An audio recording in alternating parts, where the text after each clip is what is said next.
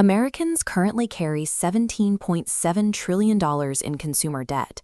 That averages out to roughly $104,000 for every household in the country.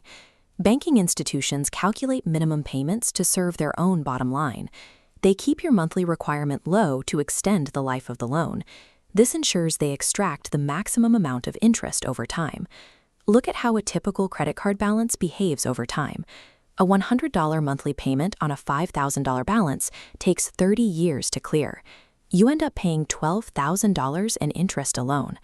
The debt snowball reverses this momentum. You list every debt from the smallest balance to the largest. You pay minimums on everything except the smallest account. That one gets every extra dollar you can find. Ignoring interest rates feels like a mathematical error. However, personal finance is driven by behavioral psychology rather than pure spreadsheets. This strategy targets the human tendency to quit when progress feels invisible. We will test this using a $47,000 real-world simulation.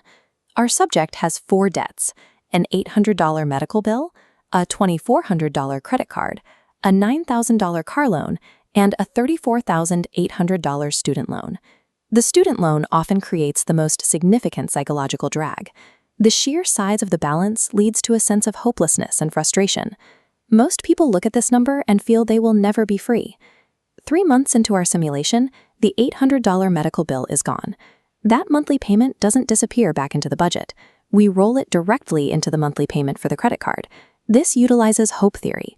The immediate dopamine hit from a quick win rewires your brain to stay motivated. The mathematically efficient avalanche method ignores this, leading borrowers to burn out before seeing results. Personal finance relies on 80% behavior and only 20% head knowledge. Prioritizing these psychological victories creates the necessary momentum to tackle the much larger debts waiting at the end of the line. By month 9, the credit card is eliminated. However, the car and student loans represent a significant jump in balance. We need more force to move the needle.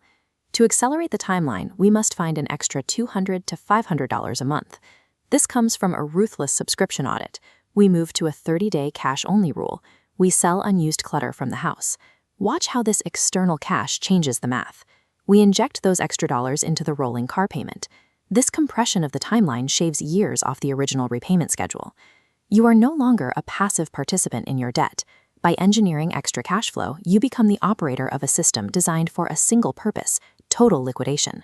We pause the simulation at month 22. This is the long slog of the car loan. This is the specific point where most people lose focus and return to old habits. Avoid these 4 mistakes: taking on new debt, hoarding cash instead of paying principal, pausing for the holidays, or hiding numbers from your partner. A debt snowball is a focused system. Defending your momentum against lifestyle inflation is just as important as the monthly payments themselves. In month 58, the simulation reaches its conclusion. The final student loan is gone. You have reached complete debt freedom. The primary result is more than just a zero balance. You now possess a $1,055 monthly cash flow that used to belong to the bank. This money is now yours to keep. Pivot that exact $1,055 payment into an index fund. You are moving from a consumer who pays for the past to an investor who gets paid by the future. The snowball method works by changing your baseline habits. It trains you to move large blocks of cash toward a specific objective every month. This behavioral shift is what ultimately builds long-term wealth.